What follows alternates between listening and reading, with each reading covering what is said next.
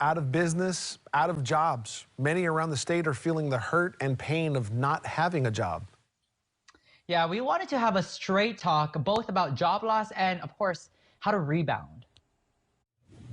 In Straight Talk, we are going to talk about something that is hitting hard during this pandemic. That is job loss. I'm back with Risa Edwina, and we want to talk about some of the experiences and effects of this. Risa, start off by telling us, because job loss, unfortunately, we know unemployment is high right now as we deal with this pandemic.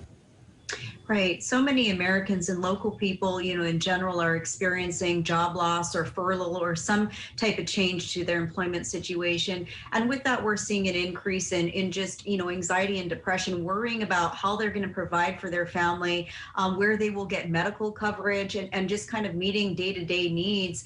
How are they going to be able to do that? And so some people have not felt the effects as much simply because they are able to collect unemployment. So there may be less of a concern at that time. But once that runs out, then people start worrying about it. So in general, we're just seeing a lot of despair and kind of hopelessness around how are we going to be able to provide and how long is this going to last? Will things change? We see the numbers shooting up. Edwina, do you have some statistics of current job loss numbers? Yes, according to One Medical research, since the start of the pandemic, about approximately 60 million adults have been affected here in the United States. According to Pew Research, they have also found that since, of course, the start of the pandemic, 1 in 4 adults are struggling right now with their finances, and 25% say that either themselves or someone in their household as well too has been affected by everything that's been going on. Regarding jobs that have been lost with the pandemic, right now about half of the population right now are actually still unemployed.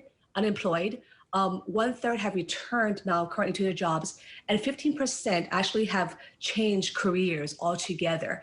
Unfortunately, Tanya, a lot of folks still are experiencing furloughs or cutbacks because of everything that's going on in this pandemic. And I know so many industries are just wondering what the next step is. What are some practical steps to navigate through this really tough job loss? I think first and foremost, it's really important for folks to focus on what they have control over. And that includes their attitude about, about things. That's not to say this is not a tough time, but simply having an attitude that focuses on what you can do about your situation and the next steps that you can take will help to promote more, stability for you. Secondly, I think it's necessary to grieve in some ways what once was and that what it may never be the same again. However, taking the approach that different doesn't have to be bad, that you can, perhaps focus forward on future opportunities and things that may be coming up. Additionally, people really want to stay present in the moment, and that can be accomplished through day-to-day routines, including exercise and staying on some type of a schedule that will allow them to really concentrate on things and set their sights on goals and things so that they're not just mindlessly or aimlessly spinning in their minds. That's an important piece as well. How about some areas they might be able to focus on to re-enter the job market and to navigate that?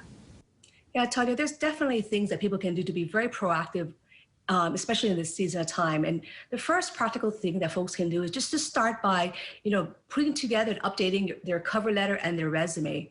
Solicit help from family and friends if needed for that. Also, doing job searches online or on the community is also something that's very practical, although I would always recommend to not necessarily obsess and limit the time that you put into that as well. There's also staffing agencies as well too that's out there in the community who help folks as well too to establish or even change their careers. For some people who are out there, they may also have to consider a geographic relocation because of everything that has happened.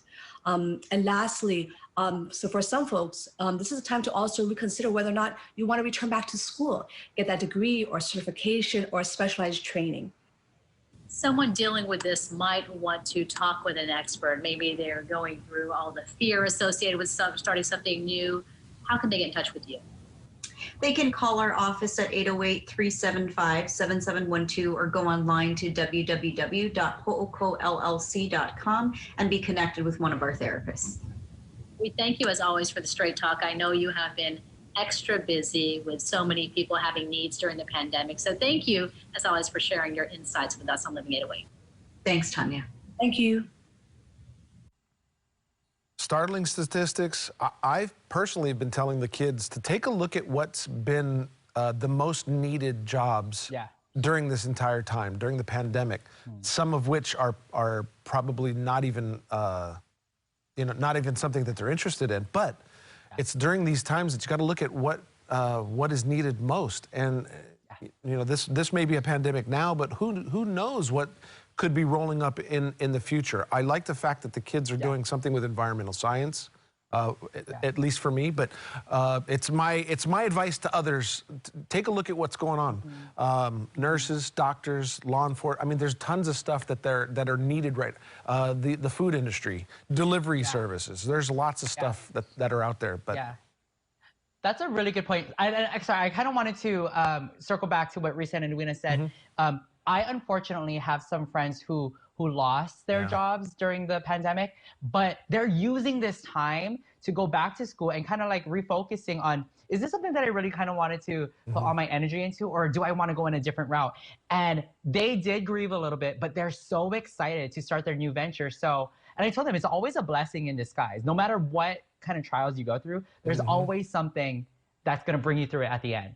And I'm so happy that they're going back to school. So it's awesome.